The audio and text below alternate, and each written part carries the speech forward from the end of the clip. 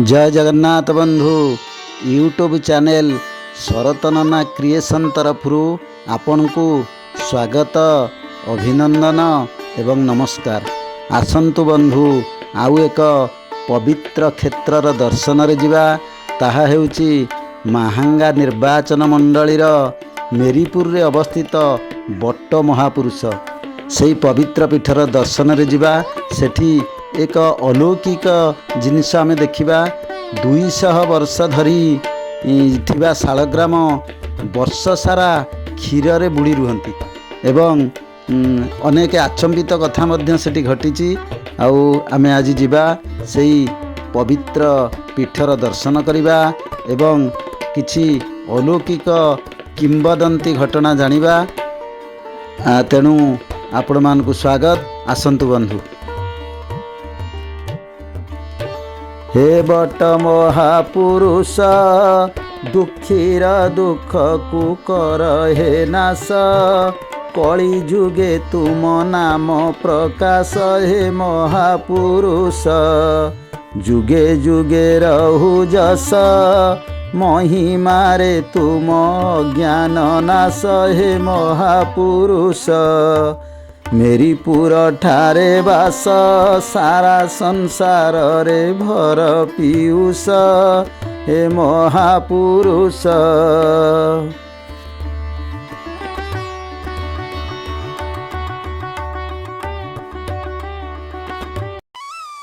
जय जगन्नाथ बंधु। आज आउ एक पावन पीठ रे आमे आसी पहुँचलु। ये पीठ होची महांगा निर्वाचन मंडलीर मधुपुर ग्राम पंचायत पवित्र पीठ होची मेरीपुर बट्ट महापुरुष पीठ। आमे जिबा एई बट्ट महापुरुष को दर्शन करिबा आउ ये पीठ विषय रे अनेक किछि जानिबा। आसंतु बंधु।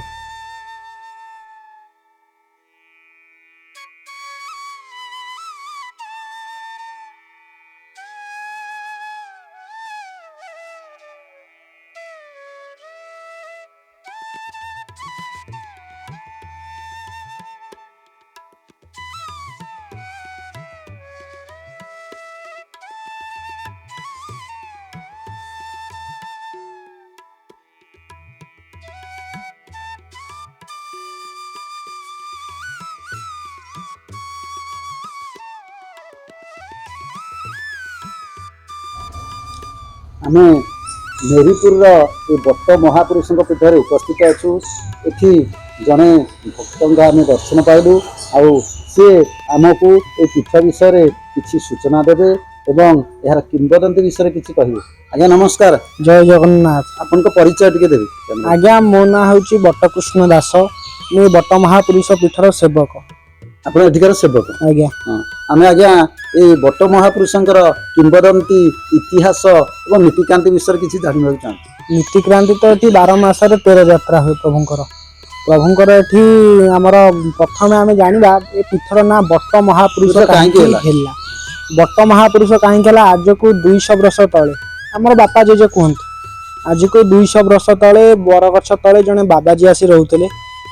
पूरा मुगुनी पत्थर बागिया तांका शरीर पर कला देखिया ता माने आपण कहता 200 वर्ष तळे जने साधु एटी आसी रहउतले। हां तापर कोन 200 वर्ष तळे जे साधु रहउतले से जहा जहा सब कहंती हम एठिकार लोक माने एटा टोटल एरिया टोटल माटी थला केवल बरगछ ठिया हेतला किछि एठी नथला।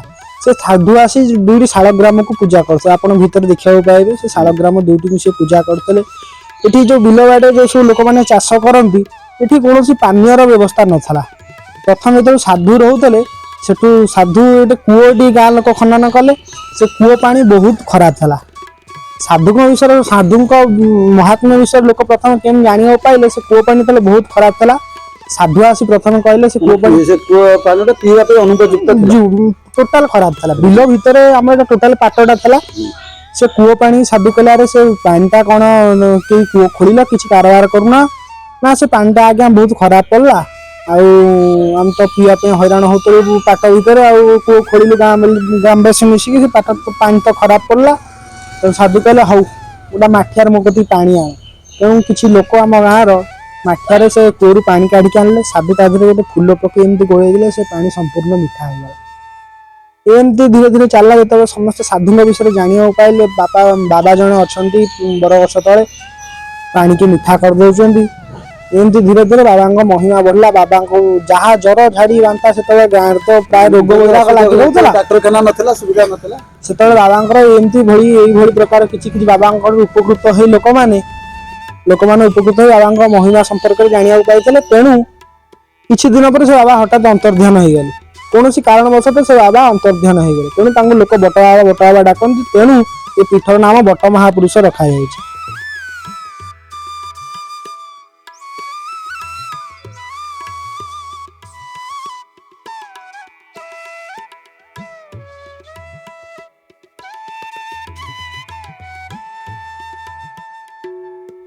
ଆମେ ଦର୍ଶନ କଲୁ ବଟ ମହାପୁରୁଷଙ୍କ ପାଖରେ ଭଗବାନ ଜଗନ୍ନାଥ ପୂଜା ପାଉଛନ୍ତି।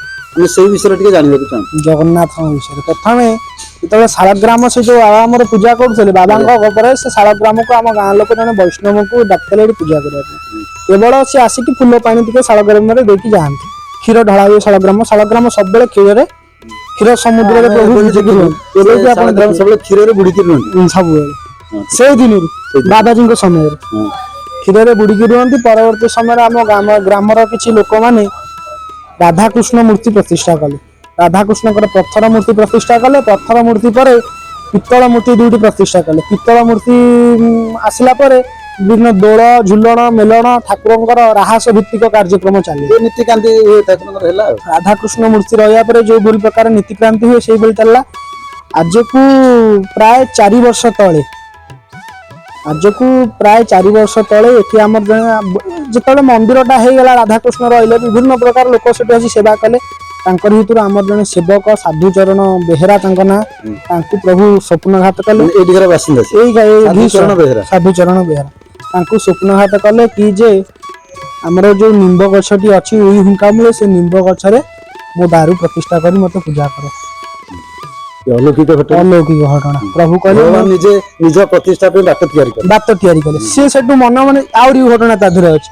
ସିଏ ସେଠୁ ମନେ ମନେ ଭାବିଲେ, କହିଲେ ଖାଲି ଜଗନ୍ନାଥ ତ କୋଉଠି ପୂଜା ହୁଅନ୍ତିନି, ଆଉ ଖାଲି ମତେ କଣ ନିର୍ଦ୍ଦେଶ ଆସିଲା ମୁଁ ଖାଲି ଜଗନ୍ନାଥ। ଏମିତି ହେଇ 6 ମାସ ଚାଲିଗଲା।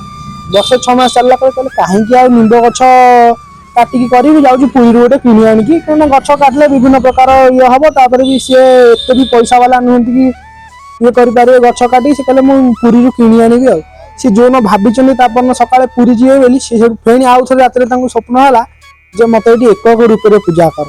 ଏ ପୀଠ ହଉଛି ରାହାସ ପୀଠ। ମୁଁ ଏଠି ରାଧାଙ୍କ ସହିତ ରାହାସ କରିବି। ତେଣୁ ମୋର ଭାଇ ଭଉଣୀ ମୋର ଏଠି ଆବଶ୍ୟକ ନାହାନ୍ତି। ତମେ ମତେ ଏକକ ଜଗନ୍ନାଥ ହିସାବରେ ତିଆରି କର। ତେଣୁ ଅଦ୍ଭୁତ ଘଟଣା ଆଜ୍ଞା। କଳିଯୁଗରେ ନାସ୍ତିକ ମାନେ କୁହନ୍ତି ଠାକୁର ନାହାନ୍ତି, କିନ୍ତୁ ଏଇଠି ଆମେ ସୁନ୍ଦର ପ୍ରମାଣଟିଏ ପାଇଲେ। ଭଗବାନ ନିଜେ କହିଛନ୍ତି ଏ ରାହାସ ପୀଠ, ଆଉ ମୁଁ ଏକାଠି ପୂଜା ପାଇବି, ମୋ ଭାଇ ଭଉଣୀ ପାଖରେ ରହିବେନି, ଆଉ ମୁଁ ରାଧା ସହିତ ଏଇଠି ରାହାସ କରିବି। ସୁନ୍ଦର କଥା ଆଜ୍ଞା। ତେଣୁ ଏଇଠି ନିମ୍ବ ଗଛଟି ଥିଲା, ଆମେ ଦେଖିବା ସେ ନିମ୍ବ ଗଛରେ ଜଗନ୍ନାଥ ତିଆରି ହେଲେ। ଆଜିକୁ 3 ବର୍ଷ ହେଲା ଜଗନ୍ନାଥ ଏଠି ପୂଜା ପାଉଛି।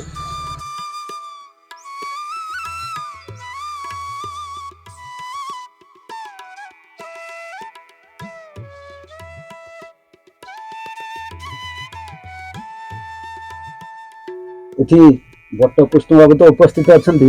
ଆମେ ଜାଣିବାକୁ ଚାହୁଁଥିଲୁ ଏଇ ମେରିପୁରର ବଟ ମହାପୁରୁଷର କିଛି ଆଚମ୍ବିତ କଥା, କିଛି ଅଲୌକିକ ଘଟଣା ଆପଣଙ୍କ ମୁହଁରେ। ଅଲୌକିକ ଘଟଣା ତ ଆଜ୍ଞା ଅନେକ ଅଛି, କିନ୍ତୁ ସମସ୍ତେ କୁହନ୍ତି ଏଠି ଅଲିଆ ପଡିକି ଲୋକ ଭଲ ହୁଅନ୍ତି। କିନ୍ତୁ ମୁଁ ଆଜିକି 7 ବର୍ଷ ହେଲା ଏଠି ସେବା କରି ଆସୁଛି। ମୁଁ ଏଠି ସେବା କରିବା ଯେବେଠୁ ସେବା କରି ଆସୁଛି, ତା ଭିତରେ କିଛି ଅଲୌକିକ ଘଟଣା କହୁଛି, ଯୋଉଟା ମୁଁ ନିଜେ ଦେଖିଛି। ନିଜେ ଅଙ୍ଗ ନିଭା ଘଟଣା କହୁଛି। ତାଠୁ କଣ ଶୁଣିଛି ସେଇଟା ନ କହିକି ମୁଁ କହୁଛି, ମୁଁ ଯୋଉଟା ନିଜେ ଦେଖିବା। ଆଜ୍ଞା ବର୍ଷା ଦିନେ ହୋଇଥାଏ, ଛତିଆରୁ 2 ଜଣ ଲୋକ ଏଇଠି ଫେରୁଥାନ୍ତି। ତାଙ୍କ ଘର ଛତିଆ। ସେ ଆସିଲେ ଏଠି ବର୍ଷା, ସେ ହନୁମାନ ମନ୍ଦିର ଆମର ସେଠି ଠିଆ ହେଲେ। ସେ ବହୁତ ଦୁଃଖୀ ଥାନ୍ତି। ମୁଁ ଯାଇଥାଏ ତାଙ୍କ ପାଖରେ, ସେଠି ଠିଆ ହେଲି, ବର୍ଷା ହଉଥାଏ। ସେଠୁ ସେ 2 ଜଣ କହିଲେ ମତେ ଆଉ କୋଉ ଠାକୁର ଏଠି? ମୁଁ କହିଲି ନାଇଁ ଏଠି ପୂଜା ପାଉଛନ୍ତି ରାଧାକୃଷ୍ଣ ଜଗନ୍ନାଥ ଅଛନ୍ତି, ପୂଜା ପାଉଛନ୍ତି। ନା କଣ ଏଠି କେମିତି କଣ? ମୁଁ ତାଙ୍କୁ ଏ ବିଷୟରେ ଜଣେଇଥିଲି। ସେ ସେଠୁ କହିଲେ ଆଉ ଆଜ୍ଞା ଆଉ ପୂଜା ଟିକେ ଆମେ କରିଥାନ୍ତୁ। ମୁଁ କହିଲି ଭୋଗ ଫୋଗ ମିଳିବ? ମୁଁ କହିଲି ହଉ ଏଠି କିଣି ଆଣିବା, ବାସୁଦେବପୁର ବଜାର ଏଠି ଅଛି। ବାସୁଦେବପୁର ବଜାରରୁ ଭୋଗ ଆଣି ମତେ ଆଉ ସେ କିଛି ଜଣେଇ ନଥିଲେ, କିନ୍ତୁ ତାଙ୍କ ଦୁଃଖ ବିଷୟରେ। ସେ ସେଠୁ ମତେ ଲାଗିଲା ଟିକେ ବହୁତ ଦୁଃଖୀ ଅଛନ୍ତି। ସେ ନନା ଆସି ପହଞ୍ଚିଥିଲେ, ନନାଙ୍କୁ ଫୋନ କରିଥିଲି। ସେ 2 ଜଣ ପୂଜା କରି ଆଳତି କରି ତାଙ୍କ ମନେ ମନେ କଣ ମାନସିକ କରି ଯାଇଥିଲେ। ତାର ଠିକ ବର୍ଷେ ପରେ ସେ ହଠାତ୍ ଆସି ପହଞ୍ଚିଲେ।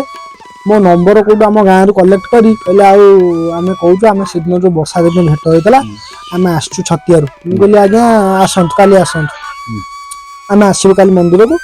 ନା ମୁଁ କହିଲି ହଉ ଆସନ୍ତୁ କାଲି 10ଟା ବେଳକୁ ଆସନ୍ତୁ, ନୀତି ବ୍ୟବସ୍ଥା କରିଥିବା, ନୀତି ପାଇବେ ଯିବେ ଆଉ। ସେ ସେଠୁ ଆସି ପହଞ୍ଚିଲେ।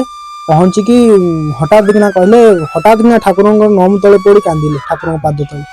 କହିଲେ ଆଜ୍ଞା ଆମେ ପିଲାପିଲି ଆମର ବାହାଘର 8 ବର୍ଷ ହେଇଗଲାଣି। ମୁଁ ଗୋଟେ ବୁଲେଟ ସୋରୁମ କରିଛି ଚଣ୍ଡିଖୋଲରେ। ଆଉ 8 ବର୍ଷ ଭିତରେ ମୋର ପିଲା ଛୁଆ କିଛି ହେଇନଥିଲା। ମୁଁ ବହୁତ ପଇସା ଜୀବନରେ ଅର୍ଜନ କରିଛି, ବହୁତ ଜାଗା ବୁଲି ବୁଲି ଡାକ୍ତର ଫାକ୍ତର ଦେଖେଇ ମୋର ପିଲାପିଲି ହଉନଥିଲା। ଆଜ୍ଞା ମୁଁ ଯେତେବେଳେ ଆସିଲି ଏଠି ଆପଣ, ମୁଁ କହିଲି ଠାକୁର ଜଣେ ଅଛନ୍ତି, ସବୁଆଡେ ତ ଏମିତି ମାନସିକ କରୁଛି, ଏ ଠାକୁରଙ୍କ କତିରେ ମାନସିକ କରିଦେଇ ଯିବି। ସିଏ ଆସି ଠାକୁରଙ୍କ କତିରେ ମାନସିକ କରିଦେଇ ଯାଇଥିଲା। ଯୋଉଦିନ ମୁଁ କହିଲି ଯୋଉଦିନ ପୂଜା କଲା ସେଦିନ ମାନସିକ କରିଦେଇଥିଲା, ହେ ପ୍ରଭୁ ମୋର ପିଲାପିଲି ଗୋଟେ ସନ୍ତାନ ମୋ କୋଳରେ ଦିଅ। ତେଣୁ ସେ ଆସି କହିଲା ଆଜ୍ଞା ଯୋଉ ଦିନ ମାନସିକ କରିକି ଯାଇଛି ତାର 3 ଦିନ ପରେ ମତେ ହଠାତ୍ ସ୍ୱପ୍ନ ଆସୁଛି, ସେ ଠାକୁରଙ୍କର ଚିତ୍ର ମୋ ସ୍ତ୍ରୀ ମୁହଁରେ ଦେଖୁଛି। ସେ ଠାକୁର ଛୋଟ ଛୁଆ ହେଇକି ମୋ ସ୍ତ୍ରୀର କୋଳରେ ବସିଛନ୍ତି। ସେଠୁ ମୋ ସ୍ତ୍ରୀ କହିଲା ମୁଁ ଏମିତି ଏମିତି ସ୍ୱପ୍ନ ଦେଖିଲି। ଏମିତି ଯେତେବେଳେ ସ୍ୱପ୍ନ ଦେଖିଲି ସେଠୁ ସ୍ୱପ୍ନଟା ଆସିଲା କାହିଁ ହଠାତ୍ ଠାକୁରଙ୍କର। ସେଠୁ ମନେ ମନେ ଏମିତି ତା କିଛି ଦିନ ପରେ ମୋ ସ୍ତ୍ରୀର ଗର୍ଭରେ ପିଲା ରହିଲା। ତାପରେ ପିଲା ଜନ୍ମ ହେଲା। ମୋ ସିଏ କହିଲେ ଆମ ପିଲା ନାଁ ବି ଆମେ ଦେଇଛୁ ବଟ, ତାଙ୍କର ହଉଛି ମାହାନ୍ତି ଘର। ସେ କହିଲେ ଅମକ ମାହାନ୍ତି ବୋଲି ମୋ ପିଲା ନାଁ ବି ଆମେ ଦେଇଛୁ। ଆଉ ଠାକୁରଙ୍କୁ ଆମେ ମାନସିକ କରିଥିଲୁ, ପ୍ରଭୁ ଯଦି ଆମର ପିଲାପିଲି ହେଲା ଆମେ ଗୋଟେ ଠାକୁରଙ୍କୁ ସୁନାର ଚିତାଟିଏ ବି ଦବୁ। ଆଜି ବି ଜଗନ୍ନାଥ ସେ ଚିତା ନାଇଛନ୍ତି, ସେ ଠାକୁରଙ୍କୁ ଆସି ଚିତା ପ୍ରଦାନ କରିଥିଲେ। ଏହା ହିଁ ଆମ ସନାତନ ଧର୍ମ, ଏହା ହିଁ ଆମର ପରିଚୟ। କେତେ ସୁନ୍ଦର କଥା। ପିଲାପିଲି ହଉନଥିଲା, ବଟ ମହାପୁରୁଷଙ୍କ ଦୟାରେ ତାଙ୍କ କୂଳରେ ଆଜି ସନ୍ତାନ। ଆଠାରୁ ଭଲ କଥା ଆଉ କଣ ହେଇପାରେ?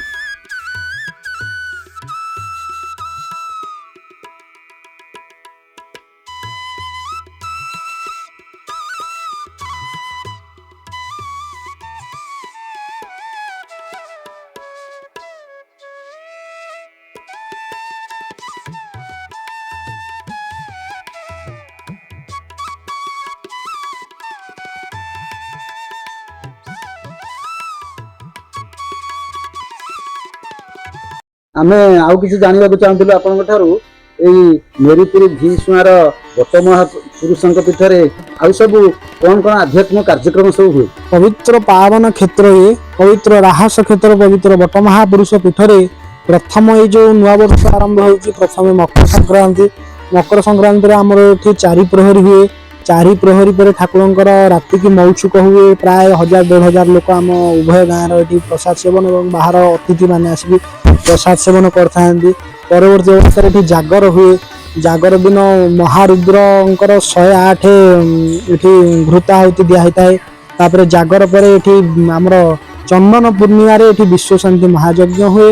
ଆମର ପ୍ରମୋଦ ପଣ୍ଡା ଯିଏ ଆମର ଅଛନ୍ତି ପୁରୋହିତ, ସେ ଏଠି ଆମର ବିରାଟ ଯଜ୍ଞ କରନ୍ତି, ବିଶ୍ୱ ଶାନ୍ତି ମହାଯଜ୍ଞ। এই ବିଶ୍ୱ ଶାନ୍ତି ମହାଯଜ୍ଞ 3 ଦିନ ବ୍ୟାପୀ ହୁଏ। ତାପରେ ଏଠି ଝୁଲଣ ମେଲଣ, କାର୍ତ୍ତିକ ପୂର୍ଣ୍ଣିମା ରାହସ ମହୋତ୍ସବ ପାଳିତ ହେଇ ଆସୁଛି ଏଠି। ଆଜିକି 32 ବର୍ଷ ହେଲାଣି ରାହସ ମହୋତ୍ସବ ଏଠି ପାଳିତ ହେଇ ଆସୁଛି। କାର୍ତ୍ତିକ ପୂର୍ଣ୍ଣିମା ଏଠି ମୁରୁଜ ପ୍ରତିଯୋଗିତା ହୁଏ। ଏଠାରେ ଆମର ପୁଚି ଖେଳ ହୁଏ। ବିଭିନ୍ନ କାର୍ତ୍ତିକ ମାସର ଶେଷ ପଞ୍ଚୁକରେ ଏଠି ମୁରୁଜ ପ୍ରତିଯୋଗିତା ଆୟୋଜନ କରାଯାଇଥାଏ।